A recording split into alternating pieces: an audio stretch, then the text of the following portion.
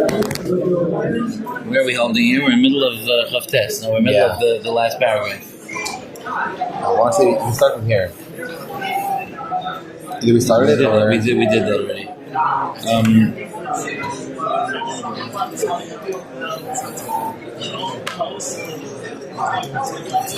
We're in the middle? Yeah. Because we were saying that Paisha Yisrael Begufan, that Paisha Umay Sa'olam, in order to be Paisha Umay Sa'olam Begufan, that they are, that they're Paisheya, that they do Averis with their guf, the idea is that they have to actually do Averis. But for a Yid, his guf is so Kadosh that just by neglecting tefillin, it already has an effect on the guf. He's saying that not to depress you. He's saying that to impress upon you how much higher, how much more sensitive our guf is. I spoke about this topic by the Mishmar last week, so you don't want to listen to it.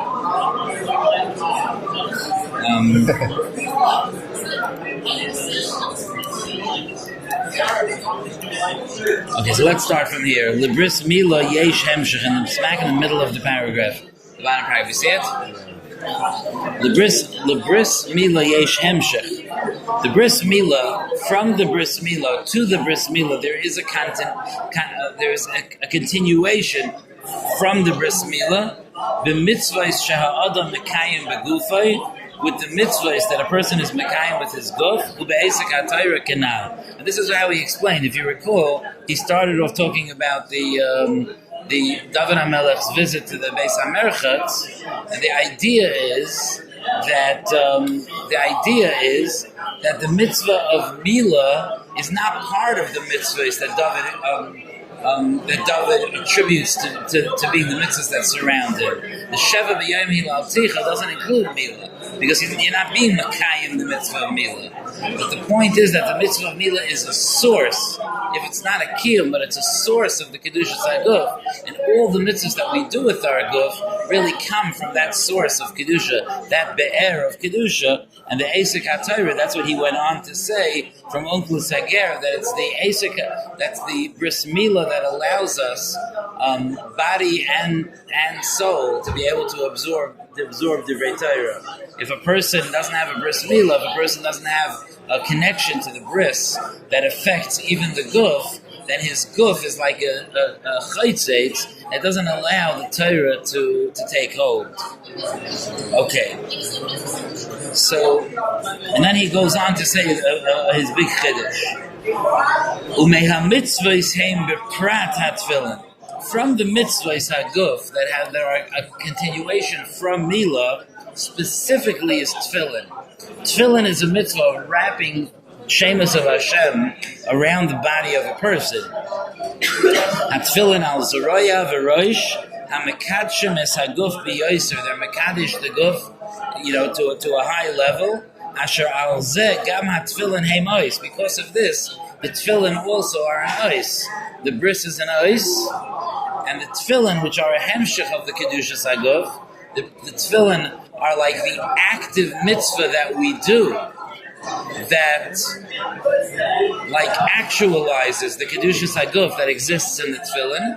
It could be he'll mention this, but if you know it in halacha it says that if a person's wearing tefillin and there's a bris, that you should not take off your tefillin until after the bris, because the tefillin is an ice and the bris is an ice. According to what he's saying now, it makes so much sense that if the tefillin is a kedusha that grows out of the bris with HaKadosh Baruch Hu, and you're there while that bris with HaKadosh Baruch Hu is being established, it might not be a great idea to take off your tefillin.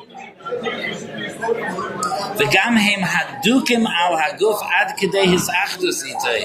They may not be as attached to the guf as the bris milah, but the tefillin, when they're put onto the guf, they're mamish attached to the guf. They become one with the guf. Kedei isav izvachim, as it says in Masechta Zvachim, boi Rab Zera, tefillin mahu sheyachoitzu. Are tefillin allowed to have a chatzitza between the tefillin and the body? Could you put the tefillin on top of your shirt? Meaning, bein hazroya uksainis shel bigdei kahuna, between the zroya and the I'm sorry. This Gemara in Zvachim is saying tefillin mahu sheyachutzu. means that could the tefillin be a chatzitza for the kohanim when they wear their big day kahuna? The halacha is that the lavash hakoyin midoi bad umichnesei bad yilbash al besarei. The pasuk says in Parashas Tzav, and from al besarei, if you look at Rashi in Parashas Tzav, we learn out shelo yehi davar chaytzeitz beinoi lebein besarei. So the big day kahuna have to be directly onto the basar of the kohen. And the Gemara in Zvachim asks if tefillin.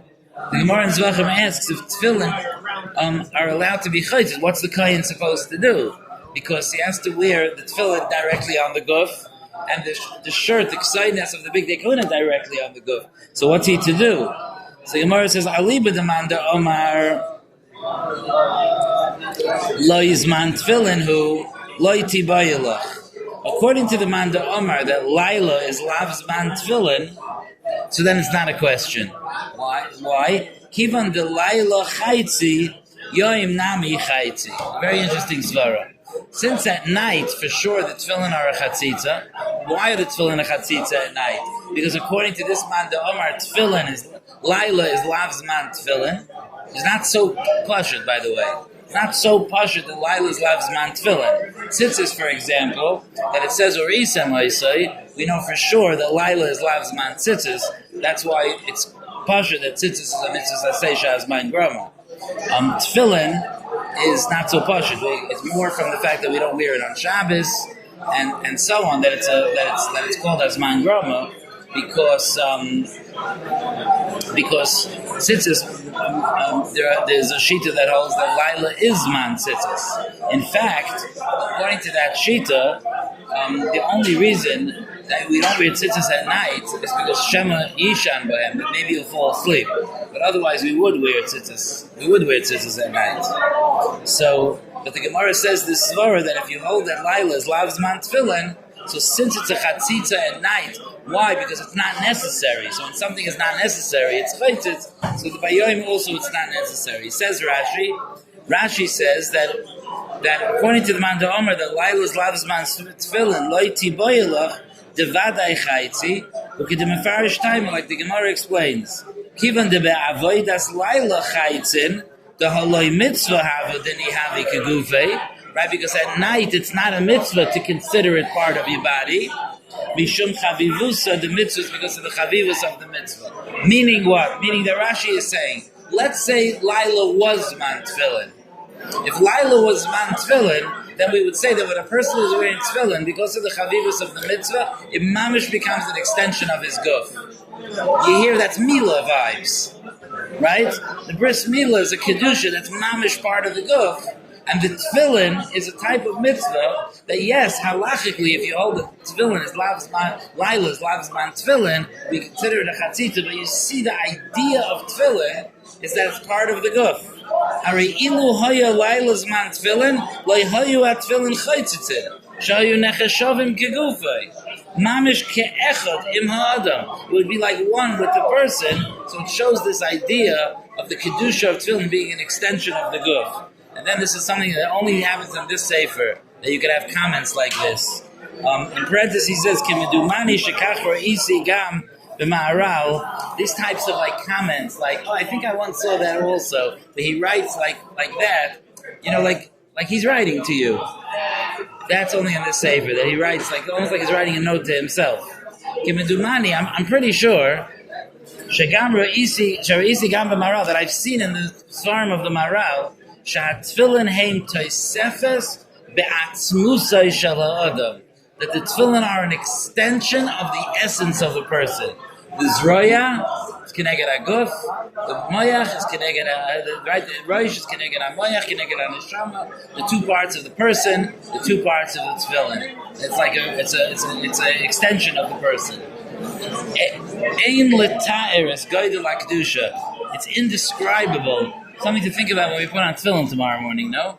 It's indescribable, the greatness of the Kedusha. Shahaguf miskadesh, that the guf is miskadesh, al yidei shehei misachtim im gufay v'niyu la'echad, that they become one with us. We actually tie the tefillin, which has Yud Kei Vav Kei written on cloth inside of it.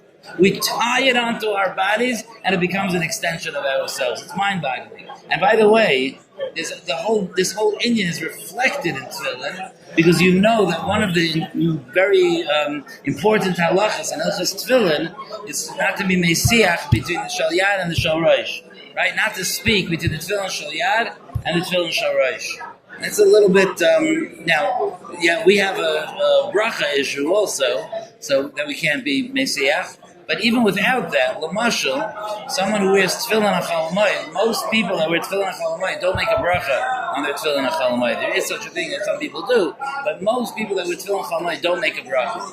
Okay, so you're allowed to talk between the shalyan and shalrosh and chalamayim? Of course not. You're not supposed to talk between the shalyan and shalrosh. And in fact, it's brought in the Gemara and Saita that it says that the Mashuach Milchama announces before Milchama that someone who's Yorei V'Racha Levo, someone who's afraid, should not go to Milchama. And the Gemara says, what does it mean that you're afraid? So the Gemara says it means that you're afraid of the Averos Shabiyadoi. You're afraid of the halach, the Averos that you did. So the Gemara says, what kind of Averos would you be afraid of? The Gemara says you'd be afraid of being Soch Ben Tefillah L'Tefillah. If you talked between the Tefillah Shal Yad and the Tefillah Shal Rosh. You can't learn that Gemara and not be in a spell. Like, that's the big taiva that you're afraid of. Oh no, maybe it's not even so hard to do. Don't talk between the Shal Yad and Shal Rosh. It's not that complicated. That's the big deal over here. So the pshat is that since the Tefillin Shal Rosh represents the neshama, and the Tefillin Shal Yad represents the guf, the whole point of Tefillin is to show that the Kedushas HaNeshama could be bound with the guf, right? That there's Kedusha in the guf. So of course the mitzvah that shows that there's Kedusha in the guf, in that mitzvah you can't have a hefsek between the part of the neshama and the part of the guf. They have to go together. The whole idea of Tefillin is that the neshama and the guf go together. That's the whole point. Like Bris Milah. So Milah, that's why you can't be mesiach between the shal yad and the shal rosh, and that's why it's something that if a person is afraid for his life, why is he afraid for his life? He's afraid that his neshama and his guf might separate, might be forced to separate. So he's davening that he should stay alive. So if he separated his tefillin, which is in a certain sense is separating the neshama from the guf, he's not in great shape davening that HaKadosh Baruch Hu should keep his neshama in his guf. So that's why that's the Lashon HaGemara, that he's afraid of being Soch Bein Tefillah L'Tefillah. Which is that we had a little bit of a debate Friday night when we were walking home from Shul, and I discussed it by the drasha on Shabbos, that the guys were talking about the fact that in a lot of places there were Chanech Bar Mitzvah Bachim not to talk with tefillin on. And there certainly is a good reason not to talk. First of all, not all of our conversations are mutter to talk with tefillin on. You know, if someone talks Lashon Hara, even Dvarim B'Teilim, Divrei Leitzanos, it's not appropriate. And also, if you're talking with tefillin on, maybe you'll be Mesiach Das from the tefillin. So there's reasons to do it. But I pointed out, and I think it's important, some people think, I shouldn't talk with tefillin on. Tefillin is so holy, how can I talk with tefillin on? Right? But that's ridiculous. Because the mitzvah of tefillin is to wear all day. That means the farmer went out to his field with tefillin on, and he did his work. And he took care of his kids. He took his wife out to dinner with tefillin on. The reason that we're like, what? You're wearing tefillin and you're going to be a farmer? Is because we don't understand that Kedusha is supposed to fit with our guf. That we could be Mekadesh the Chayil. We ourselves are not being Mekabel the lesson. So tefillin, we're like, oh no, you can't talk in tefillin, that's normal life. Tefillin is not for normal life, that's Kaddish. No, normal life is supposed to be Kaddish. And when you take your wife out to dinner, that's very holy. And when you make a parnasa l'shem shemayim and you follow the halachas, and if you're a farmer in Eretz Yisrael, you're leaving trumas and meisters, that's very holy. And if you're being honest in business, that's very holy. And if you're helping someone and doing chesed and involved with the world, that's very holy. And yes, and the Yid wore tefillin, and while he was doing that, because that is what Kedusha is. The Ramban writes about the Avos HaKadoshim, that the Avos, people think that Avraham Avinu just sat with the talis of tefillin on the whole day, like davening to Hashem, but that's not at all what happened. First of all, he was Isaac with people the whole day, obviously, He was an author, the Rambam says, traveled from city to city. He was a very busy man. But he was also a very, very, very successful businessman. And the Ramban writes that Avram Avinu's gadlus was that even while he would be talking to someone about buying 1,000 cattle, my mashal, not the Ramban's, the daita, he was completely haduk and not being mesiach das from his intimate interaction and connection to HaKadosh Baruch Hu. That's avodas Hashem. And while I'm out there in the world serving, doing what I need to do, l'shem shamayim, my seichel is thinking about HaKadosh Baruch Hu, and I'm involved in the world in a positive way to bring that kedusha into the world. So of course, you hear what I'm saying? Like, yes, if you don't want to talk at tefillin on, you're a very holy person, but don't do it because tefillin are so holy. I'm going to talk. Yes, that's life. We're holy people. We have a bris milah. Don't say I don't talk with a bris milah. Because, yes, we're very holy people, we have a very holy thing, and that's why we're told to live holy lives. Okay.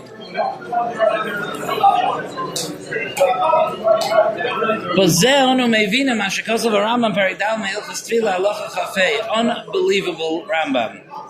The Rambam says in Hilchos Tefillin, Kedushasan Gedoyla, the Kedusha of Tefillin is great. Shekol zman she'atfillin b'roishai, that as long as the tefillin, b'roishai shel adam, as long as the tefillin is on a person's head, v'al zroya, and on his arm, hu anav, he is a humble man. V'yirei shamayim, he has yiras shamayim. V'einoi nimshach b'schoik, he doesn't end up being a late, u'b'sicha b'teila, and talking dvarim b'teila. He doesn't think bad thoughts. Rather, he devotes his heart, he turns his heart to words of emes and tzedek. And the Rashgiach points out, the Rambam doesn't say that a person who's wearing tefillin should be an anav, that he should not be a late. He just says that's what happens when you wear tefillin. That's the Metzias. Ha'adam miskadesh al yedei hanachas tefillin. The person becomes holy when he wears tefillin. Does that happen to us? When we put on our tefillin, we become an anav and yirei shamayim, and we don't have any bad thoughts anymore. Is that what happens to us? Huh? That's how steht in Rambam. I think that not every person that's wearing tefillin is wearing tefillin. Not every person, just like not every person that's living in Eretz Yisrael is living in Eretz Yisrael. Maral's brother writes that the Chazal tell us that someone who lives in Chutz La'aretz, it's like he doesn't have a God. So far from HaKadosh Baruch Hu. Zok the Maral's brother, Dar b'chutz la'aretz means someone who's like, this is my place. That's a Dar b'chutz la'aretz. Baruch Hashem, he didn't have the talent that we could be Dar b'Eretz Yisrael, but what are we going to do? We're here now. You just came back from Eretz Yisrael. It feels that way, right? Punkt, we're here now. But what's our place? Our Makkah is Eretz Yisrael. I was just learning with someone the first Rashi in the Torah. A very high percentage of the Torah was written just to show that Klal Yisrael belongs in Eretz Yisrael, right? That's the first Rashi, right? Very chashuv thing. Tefillin is a similar thing.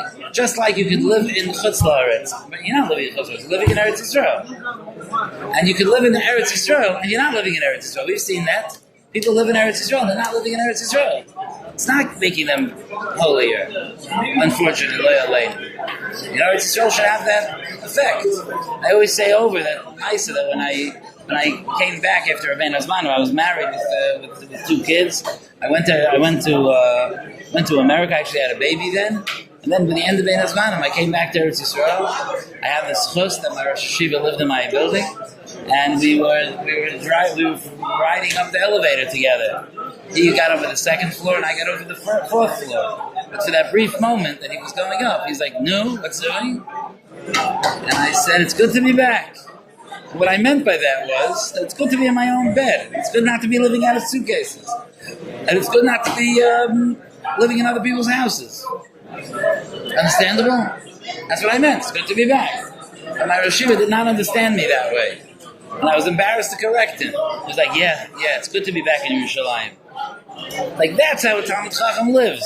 He goes to America for a month, and he spends the whole time thinking, I want to get back to Yerushalayim. And when he comes back, he's like, it's good to be back in Yerushalayim. That's a person that in America lives in Eretz Yisrael, and when he's in Eretz Yisrael, he was living in Eretz Yisrael. When I was in Eretz Yisrael, I'm not sure I was fully living in Eretz Yisrael, and when I put on tefillin, I'm not sure I'm fully putting on tefillin. But I hope that because we learn this tomorrow, I'll be wearing the tefillin a little better. Right? No? Maybe tomorrow we'll be wearing our tefillin a little more vibrantly, a little more appreciating what this tefillin does for us.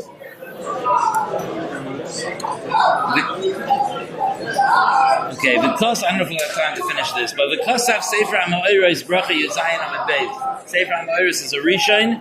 It says in Brachas Yuzayin Amud Beis, Umatzinu b'Rabbi Seinu b'Yerushalmi Brachos Perek Beis Halacha Beis. The Yerushalmi says shockingly, Shahaya Bohemi Shanishma Milaniach Tefillin B'Chol Yom. There was in those days people that were careful; they did not wear tefillin every day. Eliliyamim Yaduim B'Shana, only certain days of the year. They were too afraid to wear tefillin every day. Meroiv Hashmira v'Hazehirus Shetzarach B'Hem, and the incredible care that you have to take when you're wearing tefillin.